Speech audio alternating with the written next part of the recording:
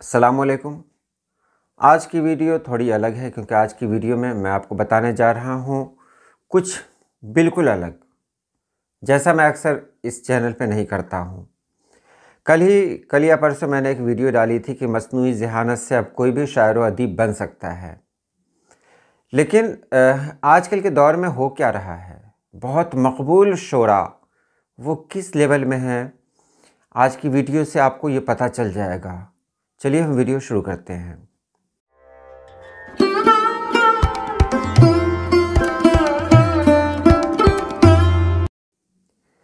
ایک نام بہت مشہور ہے، ابرار کاشف، اور نظم کے حوالوں سے ان کی اپنی ایک الگ پہچان ہے۔ جہاں بھی جاتے ہیں سامعین ان کو بلاتے ہیں، بار بار بلاتے ہیں۔ ان کی ایک نظم ہے قیامت، بہت مقبول نظم ہے۔ فاروق جائسی صاحب نے اس نظم کا جائزہ لیا ہے، اور تب آپ کو پتہ چلے گا کہ یہ نظم کیا ہے اور اس کی حقیقت کیا ہے۔ دیکھیے، وہ مرد مجاہد تھا، وہ ایک بندہ مومن۔ یہ بحر حجج مسمن مقصور محذوف میں لکھا ہوا مصرع ہے، مفعول مفاعل مفاعل فعولن۔ اس میں کیا ہے کہ لیکن لفظ وہ بلا ضرورت دو بار ہے جو مناسب نہیں ہے۔ وہ مرد مجاہد تھا، وہ ایک بندہ مومن، اب دو بار وہ کا استعمال کیا ہے۔ اب دیکھیے اگلا مصرع ہے، جو لڑ رہا تھا حق کے لیے ڈٹ کے رات دن۔ یہ بحر مضارع مسمن اقرب مکفوف محذوف میں آ گیا، یعنی مفعول فاعلات مفاعل فاعلن۔ اب دیکھا، پہلا مصرع الگ بحر میں ہے، دوسرا الگ بحر میں ہے۔ اب دیکھیے اس کے بعد کیا ہے، اس کی لڑائی دین مصطفیٰ کے لیے تھی۔ یہ مصرع کسی بھی بحر میں نہیں ہے، کسی بھی وزن میں نہیں ہے، یعنی ناموضوع ہے یہ۔ اس کے بعد ہے، اپنی زمین اور مسجد اقصیٰ کے لیے تھی۔ یہ مصرع بھی وزن میں نہیں ہے، یعنی ناموضوع ہے۔ آزاد فلسطین کا سپنا سجائے تھا۔ فلسطین بروزن مفاعیل ہے اور نظم یہاں جو فاعلات پہ اس کو برتا گیا ہے، اس لیے یہ مصرع بھی ناموضوع ہو گیا۔ وہ شخص اپنی جان کی بازی لگائے تھا، یہ مفعول فاعلات مفاعل فاعلون پر ہے، یہ بحر میں ہے، کیونکہ پہلا مصرع جس بحر میں ہو اسی بحر میں سبھی مصرعوں کو ہونا ہے۔ مر مٹ رہے تھے دین کی خاطر تمام لوگ، برسوں سے پی رہے تھے شہادت کے جام لوگ، یہ دونوں صحیح ہے۔ اب آگے دیکھیں، افغان و فلسطین کے باقی یہ سپاہی، مفعول مفاعل مفاعل فعولن، یہ بدل گیا۔ کربل کے بعد اپنی طرح کی یہ گواہی، یہ تو خارج بحر ہے، یہ اس میں تو بحر ہے ہی نہیں۔ ان کے شہادتوں کو بھلایا نہ جائے گا، یہ دین مصطفیٰ ہے مٹایا نہ جائے گا، یہ دونوں مصرع موضوع ہیں۔ یہ جنگ نیا روپ اختیار کرے گی، سوئے ہوئے شیروں کو اب بیدار کرے گی، یہ دونوں مصرع ناموضوع ہیں۔ جو کچھ بھی ہو رہا ہے کتابوں میں درج ہے، یہ وزن میں ہے۔ یہ دین محمد کے نصابوں میں درج ہے، یہ مصرع بھی خارج البحر ہے۔ باطل پہ اب لگام لگانے کا وقت ہے، یہ وقت تو امام کے آنے کا وقت ہے، یہ دونوں مصرع وزن میں ہیں۔ مہدی علیہ السلام کا باقی ظہور ہے، وہ بھی وہاں جہاں پہ خاص اس کا نور ہے، یہ دونوں مصرع ناموضوع ہیں۔ آپ آئیں گے مقام براہیم کے قریب، جاگے گا پھر سے سوئی ہوئی قوم کا نصیب، یہ دونوں مصرع موضوع ہیں، ٹھیک ہے۔ ایران سے افغان سے اٹھیں گے مجاہد، پھر ارض خراسان سے اٹھیں گے مجاہد، یہ دونوں موضوع ہیں۔ ایمان کی روشنی میں چمکیں گے بام و در، یہ خارج البحر ہے، ایمان پڑھیں یا ایما پڑھیں۔ بیعت کریں گے ہادی مہدی کے ہاتھ پر، یہ صحیح ہے۔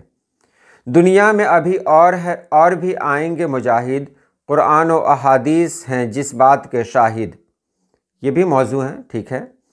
ماضی کی داستان لیے حال آئے گا، دنیا میں بڑا فتنہ دجال آئے گا۔ تو پہلا مصرع یہ موضوع ہے، لیکن دوسرا جو ہے دنیا میں بڑا فتنہ دجال آئے گا، یہ بھی خارج البحر ہے، بتائیے، بحر سے خارج ہے، اکثر مصرے خارج البحر ہیں۔ اہل زمانہ اس پہ پھر ایمان لائیں گے، سر اپنا اس کے پاؤں میں سارے جھکائیں گے، ہم ہیں اسیر جن کی محبت میں عشق میں عیسیٰ اتارے جائیں گے شہر دمشق میں۔ یہ چاروں مصرے موضوع ہیں۔ اتریں گے فرشتوں کے سہارے سے پیمبر، احکام شریعت کو وہ کر دیں گے مقرر، ٹھیک ہے۔ دنیا میں خلافت کا پھر وقت آئے گا، سنت کی روایت کا پھر وقت آئے گا، دجال سے لڑیں گے عیسیٰ علیہ السلام۔ یہ تینوں مصرے خارج البحر ہیں۔ اس فتنہ زمین کا ہوگا تمام کام، ایک مصرع صحیح ہے، یعنی 4 میں 1 صحیح ہے۔ اللہ سے جا ملیں گے جب دونوں ہستیاں، پھر گلشن اسلام پہ ٹوٹیں گی بجلیاں۔ یہ دونوں مصرے ناموضوع ہیں، کام کے نہیں ہیں۔ شیطان اپنا کام بھی کر جائے گا یہاں، یہ ٹھیک ہے۔ یاجوج سے ماجوج سے بھر جائے گا جہاں، یہ خارج البحر ہے۔ پھر ہوگی یہاں شرک کے دریا کی روانی، آئے گی یہاں کفر کے چہرے پہ جوانی، ٹھیک ہے۔ ایسے میں خداوند مومن بچائے گا۔ اب دیکھیے یہ بھی خارج البحر ہے۔ ٹھنڈی ہوا کے جھونکے وہ ہر سو چلائے گا، یہ ٹھیک ہے۔ اور اس ہوا میں روحیں پرواز کریں گی، یہ خارج البحر ہے۔ اللہ کی راہ پہ صدا ناز کریں گی، یہ وزن میں ہے۔ دھرتی میں سما جائیں گے ایمان والے لوگ، یہ بھی خارج البحر ہے۔ اسلام والے لوگ، وہ قرآن والے لوگ، یہ وزن میں ہے۔ پھر سور سرافیل سے گونجے گا یہ جہاں، یہ مصرع خارج البحر ہے۔ اس کے علاوہ لفظ اسرافیل ہے۔ قرآنی الفاظ میں اپنی طرف سے تبدیلی قطعی درست نہیں، سرافیل نہیں کہہ سکتے ہیں۔ اب مطلب جو نام قرآن پاک میں آ گیا بس وہی، اس میں تبدیلی کی کوئی گنجائش نہیں ہے۔ ایک پل میں بکھر جائے گی دنیا کی دھجیاں، یہ مصرے بھی خارج البحر ہیں۔ یعنی اس نظم میں 21 مصرے خارج البحر ہیں۔ اس کے علاوہ جو مصرے وزن میں ہیں وہ 2 بحروں میں ہیں جو قطعی درست نہیں ہے۔ اب دیکھیے یہ مطلب اس کا نچوڑ پیش کیا ہے ڈاکٹر سید افتخار شکیل صاحب نے، جو رائچور کرناٹک کے ہیں۔ انہوں نے کیا کہا ہے اس پر؟ انہوں نے کہا ہے کہ ابرار کاشف کی نظم قیامت پر فاروق جائسی کا جائزہ شاعری کے فن، اسلوب اور عروضی قواعد کی عمدہ چھان بین ہے۔ جائزے سے یہ واضح ہوتا ہے کہ شاعر نے نظم میں جذبات کے شدت کے باوجود فنی کمزوریوں کو نظر انداز کیا، جو ایک ناتجربہ کار یا متشاعر کے انداز بیان کی عکاسی کرتی ہے۔ درج ذیل نکات اس تبصرے کا خلاصہ پیش کرتے ہیں۔ کیا کیا خلاصہ انہوں نے پیش کیا ہے؟ نمبر 1 ہے بحری بے قاعدگی۔ نظم کے اکثر اشعار میں عروضی بحری مسائل موجود ہیں۔ نظم 2 مختلف بحروں، بحر حجج اور بحر مزارع میں لکھی گئی ہے، لیکن ان میں ربط نہیں ہے۔ کچھ مصرے مکمل طور پر خارج البحر ہیں، یعنی کسی وزن یا بحر میں نہیں ہے۔ نظم میں مصروں کی ساخت میں عدم تسلسل پایا جاتا ہے، جو قاری کے لیے روانی کو متاثر کرتا ہے۔ غیر ضروری الفاظ اور بے وزن مصرے۔ کئی اشعار میں غیر ضروری الفاظ استعمال ہوئے ہیں، جو نہ صرف وزن بگاڑتے ہیں بلکہ معنی کو بھی کمزور کرتے ہیں۔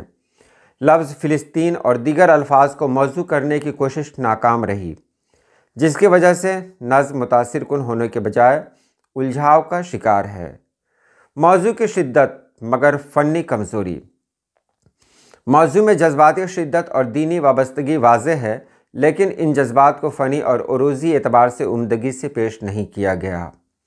نظم فلسطین، امام مہدی اور دینی موضوعات جیسے عظیم خیالات کا احاطہ کیا گیا، لیکن الفاظ کے انتخاب اور شاعری کی نزاکت کا فقدان ہے۔ تکنیکی خامیاں اور تجاویز۔ 21 مصروں کا خارج البحر ہونا نظم کی کمزوری کی واضح علامت ہے۔ شاعر کو عروضی اصولوں، بحری ساخت اور لفظیات کی نزاکت پر کام کرنے کی ضرورت ہے تاکہ ان کے جذباتی پیغام کو مؤثر طور پر پیش کیا جا سکے۔ نتیجہ کیا ہے؟ ابرار کاشف کی یہ نظم اپنی جذباتی گہرائی کے باوجود فنی معیار پر پوری نہیں اترتی۔ نظم میں جذبات اور دینی افکار کی اہمیت ہے، لیکن انہیں شعری فن کے تقاضوں کے مطابق پیش کرنا ضروری ہے۔ شاعر کو چاہیے کہ وہ شعری فنون کو بہتر سمجھ کر اپنے کام کو سنوارے۔ ڈاکٹر سید افتخار شکیل، رائچور، کرناٹک۔ अब एक चीज़ बताइए आप, मैंने यहाँ पर ऐसा क्यों रखा?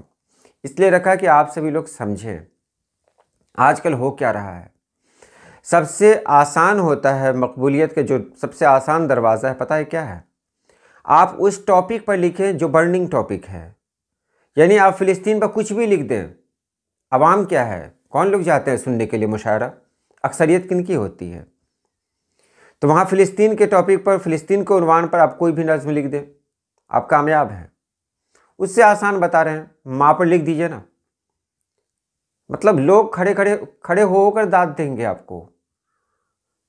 इसी तरह आप मुसलमानों पर लिख दीजिए, क्या हुआ? ऐसा ही तो एक शायर था जिसने मुसलमानों पर नज़्म लिख लिख कर इतनी बड़ी कुर्सी पाली। ऐसा बहुत कुछ देखने को मिल रहा है जो मतलब जिससे शायरी मुतासिर हो रही है। बहरहाल इसमें जो भी ख़यालात हैं वो फ़ारूक जायसी साहब के हैं, जो मैंने हूबहू आपके सामने पेश किया है ताकि आप भी समझें और ये पैगाम दूर दूर तक जाए। आज के लिए इतना ही। अल्लाह पाक आप सभी लोगों को खुश रखे, आबाद रखे। अल्लाह हाफिज़।